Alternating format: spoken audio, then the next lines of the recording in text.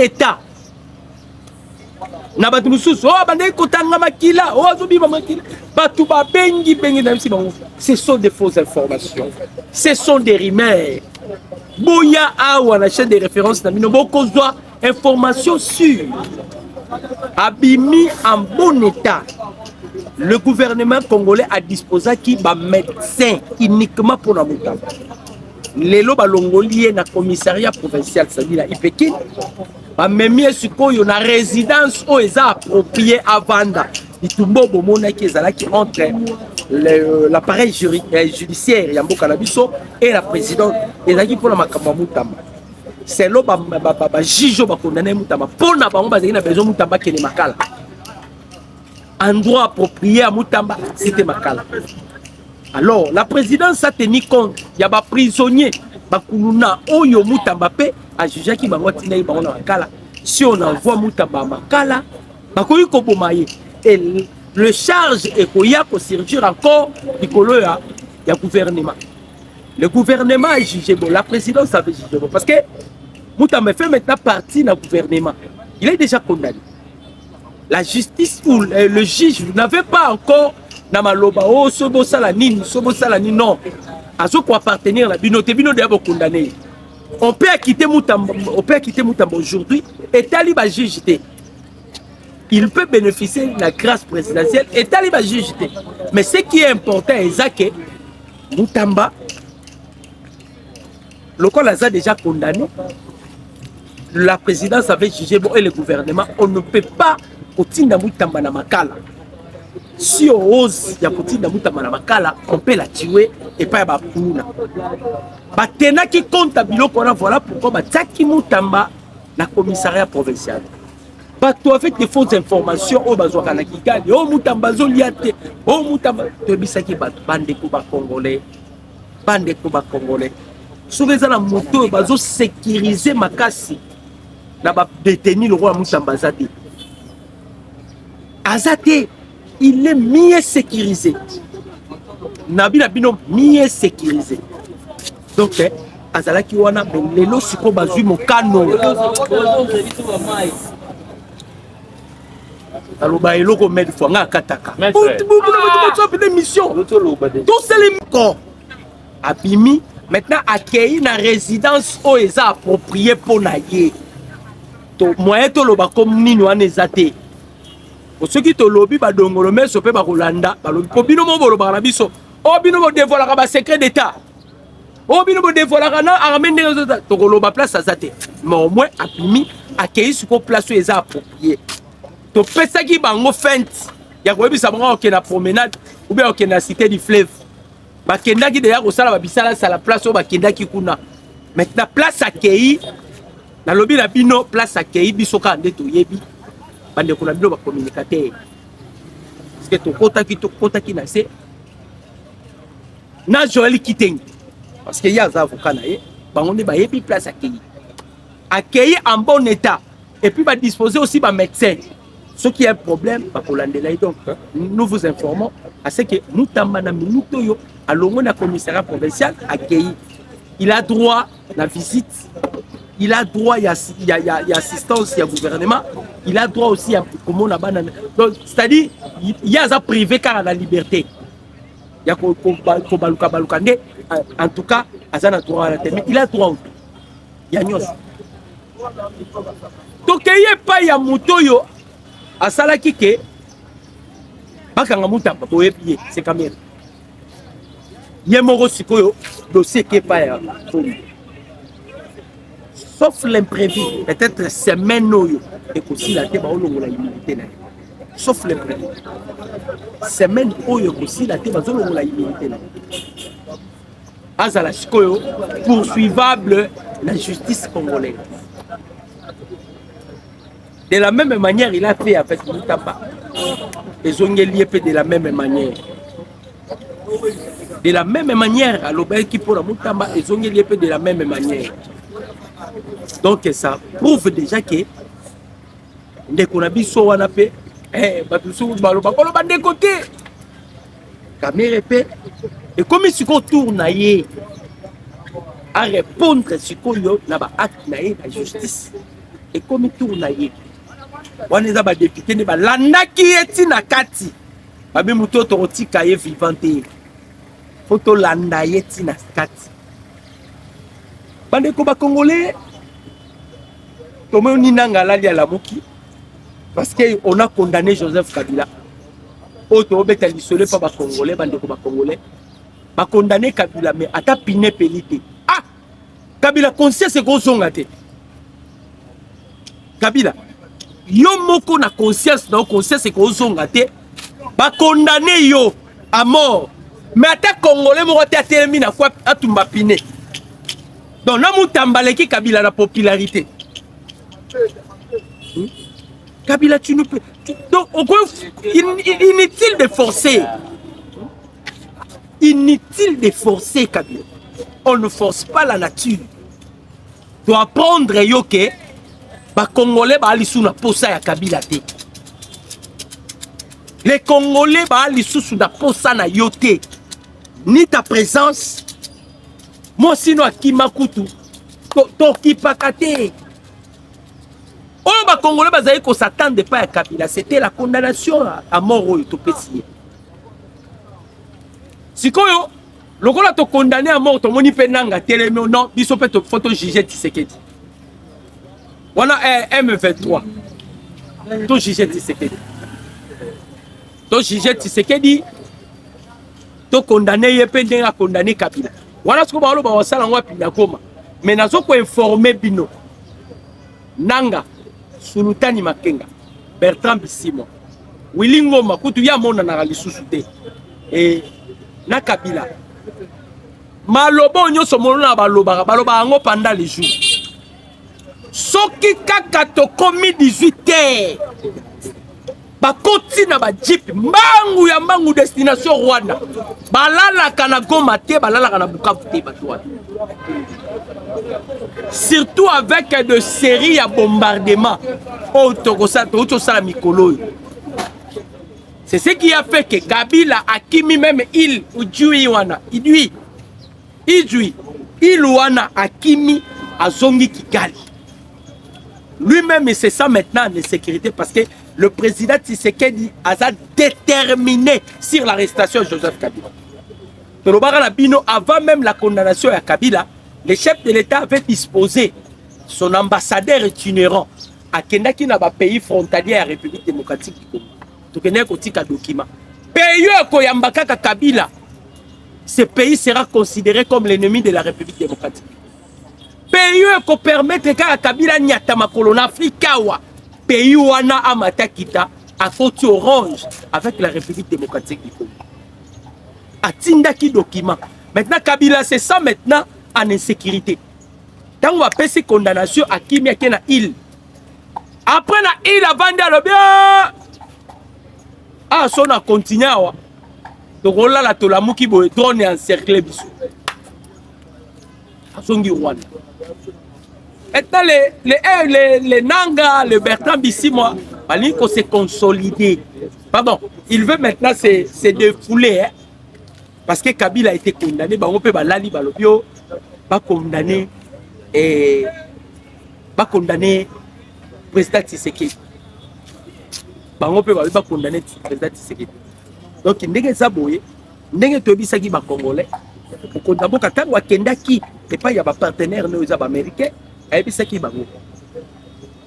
Ceux qui sont prêts à construire toute sa kimia, on fera des partenariats. Mais dans les cas contraires, nous avons l'obligation de nos partenaires. Nous avons Ukraine à boire qui le beau côté. Or, biso tant que tout Ukraine, tout le monde a la France. Et ça, j'ai Macron. Macron a dit qu'il le président Félix aux États-Unis d'Amérique a proposé qu'il y a quelque chose qui se cache entre les relations France avec le Rwanda et aussi avec les États-Unis. Balinga ba benda président Tshisekedi soka komi na makambo na bango ba s'incliner na ba posa na bango. Le chef de l'État a refusé. Ba yena vidéoconférence mususu. Tango ba yena vidéoconférence ba yena ngo le chef de l'État a qui déterminé. Maintenant tango to yena na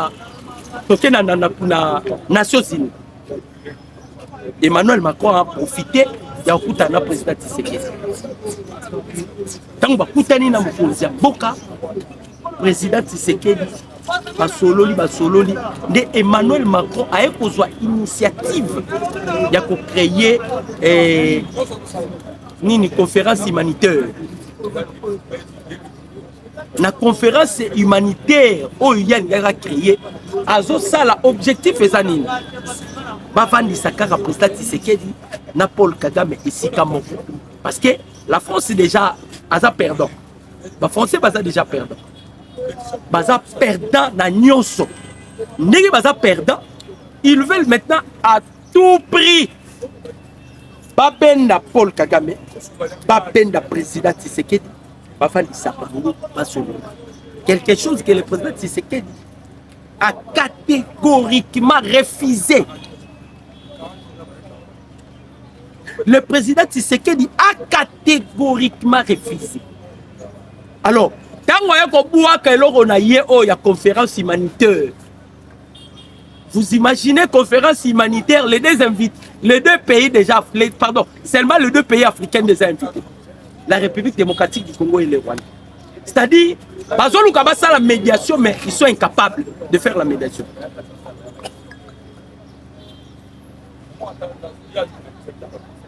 Ils sont incapables de faire la médiation.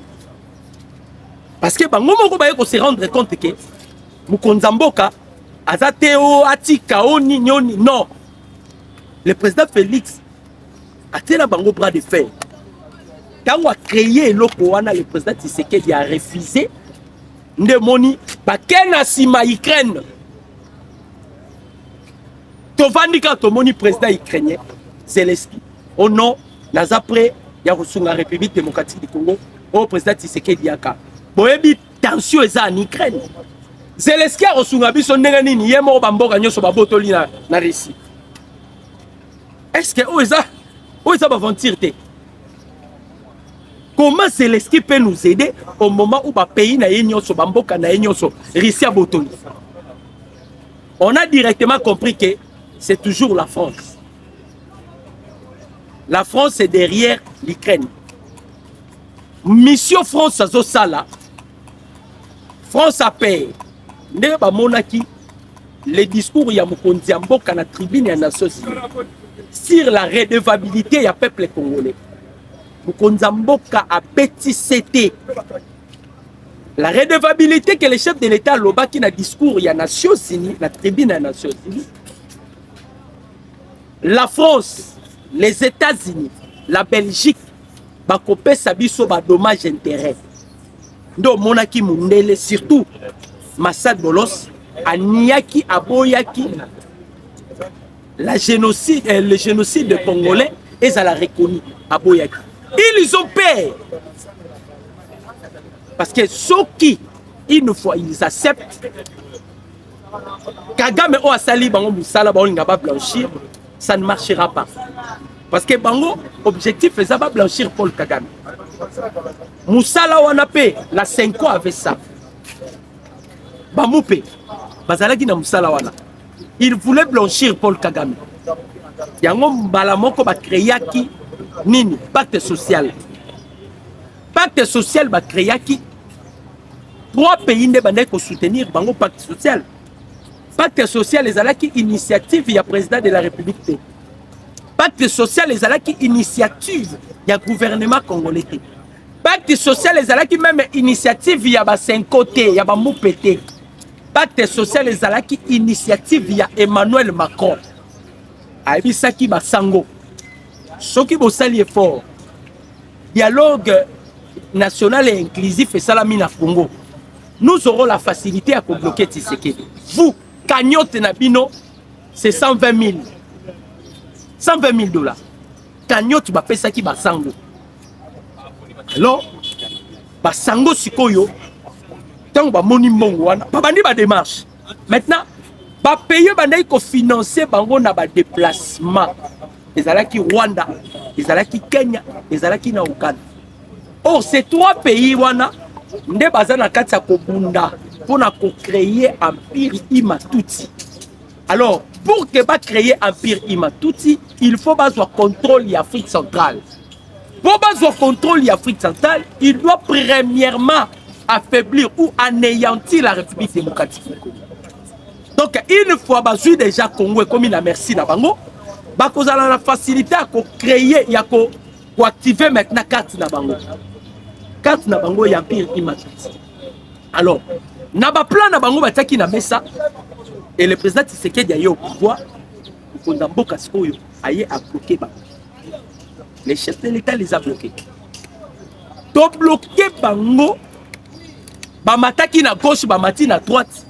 À la fin de compte, vous avez vu les États-Unis aye ko intervenir. Mais les États-Unis aye ko intervenir aye na double G. Eh, ba otindika, ba okanga. Et heureusement, le président Tshisekedi est un visionnaire. Tu es détecté en la dernière minute. Donc, comment qui même est prêt à signer accord, il y a paix économique avec le Rwanda. Le président Tshisekedi juge cet accord et un accord injuste. Quand le président Tshisekedi est allé plus loin que ça va américain, si réellement vous voulez des minéraux congolais, préalable ya Yamboza, Bobby Missa, ma troupe rwandaise au sol congolais. Bobby Missa, ma troupe rwandaise au sol. L'opération devait s'effectuer le 1er octobre. Moutaye Kobebi sa calcule wana nyoso c'est Massad Bolos. Pour l'intérêt naïe. Massad Bolos ndaye Kobebi sango pour l'intérêt naïe. Tolobaki Nabino, il fait partie à bloc ya Baobasan. Azwa qui pression tellement makasi d'abatunaye ba collaborateur naye ba mafie, il ne pouvait pas n'ayaki comme ça la bêtise ou tayi comme ça là que le gouvernement congolais ba rejeter peu aussi ça en bloc. Mais ce qui a bouleversé calcul les décisions Konzambo Kazuya. Peuple congolais, dans Otoza, tu as un virage à Souka. Virage Otoza, Nango Bandeko Congolais. Et conflit Oyoza tellement persistante. Moutou a cause à la macacité à Okende. Moutou a cause à la macacité na conflit Oyo à Okende.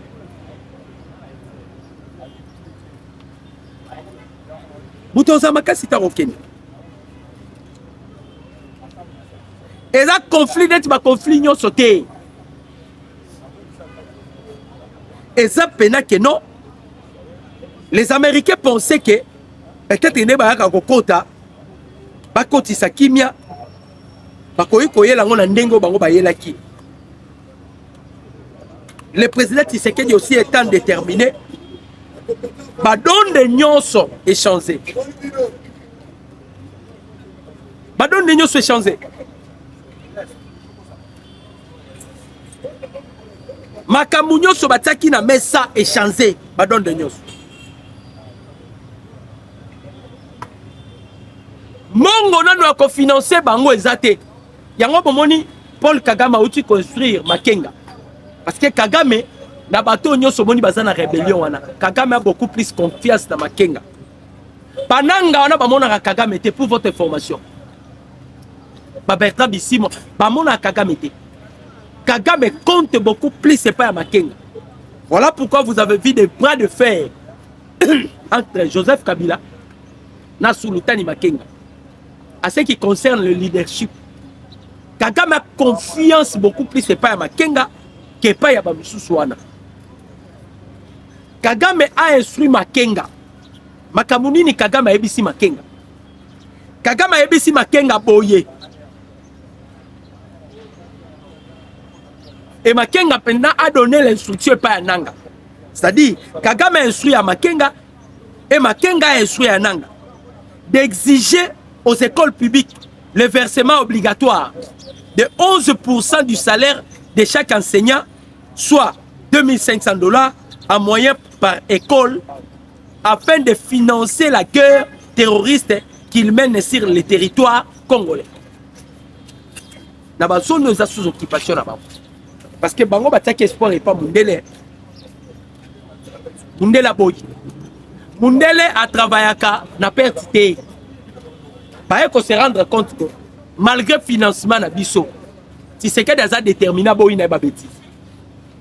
Si c'est que il est déterminé malgré financement na biso.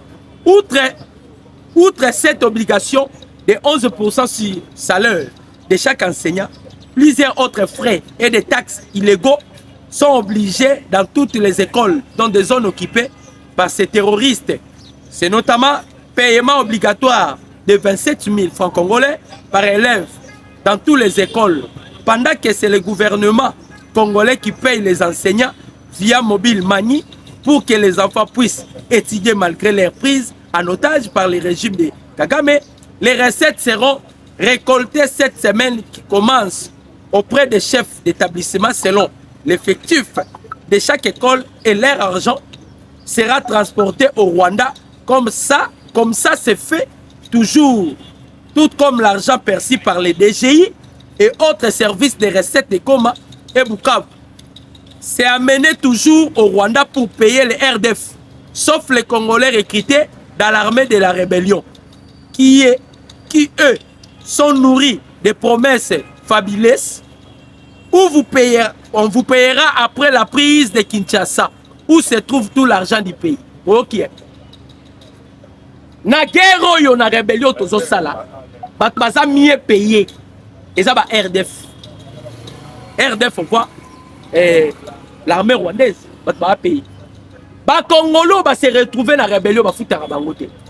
Bango promesse ezakaka to bunda to zwa Kinshasa bisika mbongo ezali. Soki to zwi Kinshasa nde bozala payer. Yango bomoni na frappe bande ko betama, ba frappe nde ko betama. Baba M23 bazaika so bazui espace bakimi. So bazui kaka espace bakimi. So ka bazui espace bakimi. Bane ko sala babo. So ka bazui espace bakimi. So ka bazui espace bakimi. Pourquoi? Baza impayé. Des poids des mesures comme ko sala medja ka t'arrêter. Des poids des mesures. C'est ce qui a créé que les Twiraneros, M23, maintenant ils sont en difficulté. Twiraneros et les M23, ils ont Canada sousté. Et ça pendant Pessi Mwambo Boy. Parce que au Canada. Baso kanate makambu ya mbongo zo boma bango. Andeo ya makambu ya mbongo. Bateau effectif est réduit. Bamsou baso bundate bakomi kokima. Et quand c'est ce que mbutu mbute pas na bango. C'est ce que je vous avais dit. Et c'est qui bino peuple congolais. Bananga wano moni. Basala makamba pendant qu'il est jour. Ce qui peut koti, bavanda la Goma te bavanda la Bukavu te. Ils n'ont pas sir de Goma et de Bukavu pour votre information. Parce que bitumbe ko iko telema en un clin d'œil bo bitumbe la muki. Parce que ba yebi yango ba na conscience nango. Yango monaka so basali makamna bango surtout soki mikolo na babomaki bato. Ou bien surtout ceux qui bayoka kike les avions de chasse et mataki di polo ande ko journée na balala raté journée wana Kigali maintenant bon il y a rébellion et saté. La France a un problème de l'argent, les États-Unis ont un problème de l'argent, ba pays oyo wa pepe sakabango ba mbongo ils ont des problèmes de l'argent. Yango bomoni Macron aninga sala sikoyo baba aninga sala jet derrière l'Ukraine. Ba plusieurs tentatives na bango anéanti. Ba coup ya ba aéroport tout ko so réseau simbate. dès ce qu'on va vendre, non, non, non, non, non. Tu utilises ta Zelensky. Et heureusement que le chef de l'État va dire, je vais envoyer mes émissaires. Les émissaires n'ont pas réellement. Ceux qui vont porter un plis. Et le chef de l'État était clair. Vous savez que tu as bloqué Chine pendant 8 mois. Chine a pas minéré dans le sauté. Pendant 8 mois. On a bloqué même les Américains. Dans le discours, chef de l'État, c'est clair, le discours, le président de la République démocratique du Congo affirme que son pays est prêt à fournir aux États-Unis les réserves stratégiques de cobalt. Mais seulement si Washington contribue à assurer la paix dans l'est du pays. Forcément, nous pensons que, puisque les États-Unis, avec le président Donald Trump à tête, s'intéressent à ces minéraux stratégiques, leur premier réflexe sera évidemment de garantir la sécurité des investissements, a déclaré le président Tshisekedi. Vous conduisez à l'Obaki, on doit traiter, mais troupes rebelles, il y a M23, troupes rwandais, RDF, ils doivent se retirer. Comment on peut traiter de minerais, on peut traiter des accords économiques pendant que Rwanda, comme on a beaucoup des occupations là-bas. Yo Kagame, il a instruit Makenga, non? C'est Makenga qui a dit que notre objectif, il y a Eza Okoma Kinshasa. Liboso Ezala qui a Okoma Kinshasa. Liboso Ezala qui a Okoma Kinshasa. Liboso Ezala qui, ceux qui basent comme Mana Bukavu, ils vont asphyxier le président Tshisekedi. Point de dialogue, ton négociation. Et tant qu'il y a un discours à Mukondamboka, alors que négociation est athée. On peut baser option, il faut baser Kinshasa. Surtout que Joseph Kabila, il est condamné. Aya Kinshasa pour baluka bazo ni session Kabila la pouvoir. Nèg bazo rêver kaka. Parce que les rêves est permis. Nèg bazo rêver, les rêves est permis. Mais est-ce que les rêves là Ekosimba? Les rêves est permis, on n'en disconvient pas. Mais est-ce que les rêves vont aller au Simba? Et ça, tout na sikoyo. Ce qui te le baisser les bras. Bato banga qui va manipuler biso na niveau vous ne pouvez pas imaginer.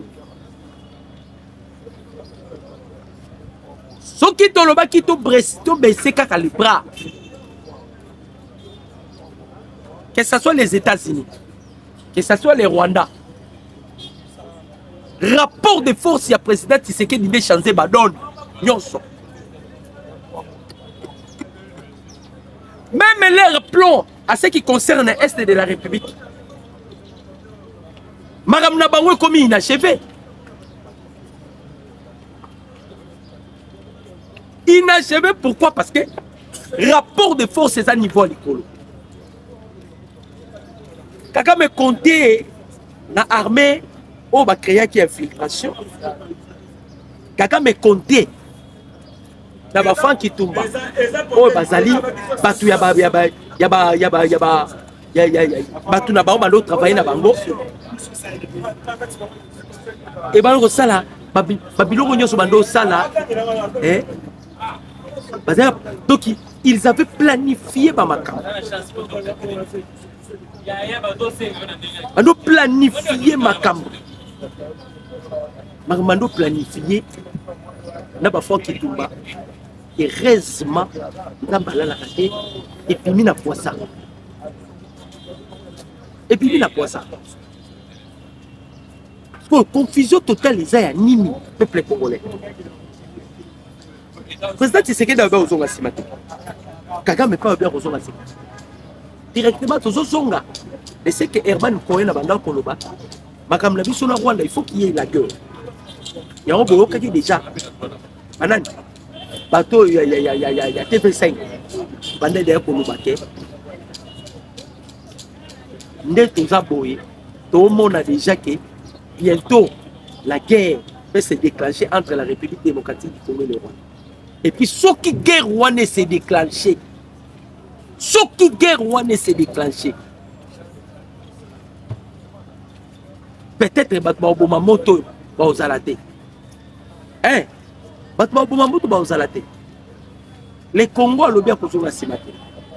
Paul Kagame fait l'obia pour zonga simate. D'ailleurs, Jekme Chaban, pour la poursuite kaka à ce qui concerne Makam Nabiso, il y a droit de l'homme. Jekme Chaban est à Genève. Qu'est-ce qu'il est allé faire dans Genève? C'est ce que je vais quand même dire. Parce que tu as kende na niveau pour convaincre pe conseil il y a droit de l'homme. Conseil à droit de l'homme. Tozo kende yako donc ezalaka kleboa. Kleboa. Ah tozo ebisabino. Tellement Mukonzambo kalobi que plus rien ne sera comme avant. C'est-à-dire, ezaki na époque moko boye, Congo bandai kosala ndeni. Congo sera zui minéré na yazo pesa, a hypothéquer minéré. Azali ko tenir compte que minéraux to pesi makamozo le kana Congo boye, to bandai tenir compte balobi eloko wana ezali susu te. Ça c'est na discours ya Mukonzambo ka. Et le Kouana est allé souffler. Cette fois-ci, premièrement, c'est l'intérêt du Congo. C'est l'intérêt du Congo. Balobi, les Congo et les Rwandais ne signeront pas un accord économique de paix cette semaine. Le président Tshisekedi fait un message clé aux Américains. Il est prêt de fournir les réserves stratégiques de Colbert. Mais Torosa la Siko cette fois-ci a fait Torosa l'affaire n'a pas trop. Biso bino ko pesi biso biso peto pesi bino. Eza lisu soutende to banaye kozwa. Toyeka to lokoti bo non. Eza sous bongote. Les affaires ça devient maintenant que bino bo pesi biso biso peto pesi bino. Nde bomoni Mukonzambo ka ebisi bango papa makambo ya liboso ezana no ba troupe rwandais na sol congolais babima. Il faut babima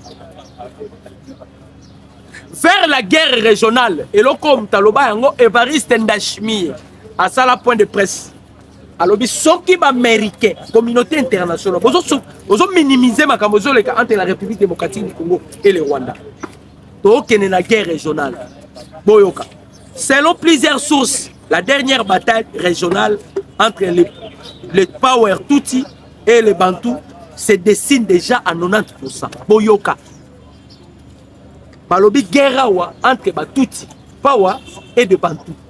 Boyoka qui Camerounais à l'Oba qui a l'Obi, plein à Kagameza, ceux qui va signer na RDC, c'est nous la Cameroun.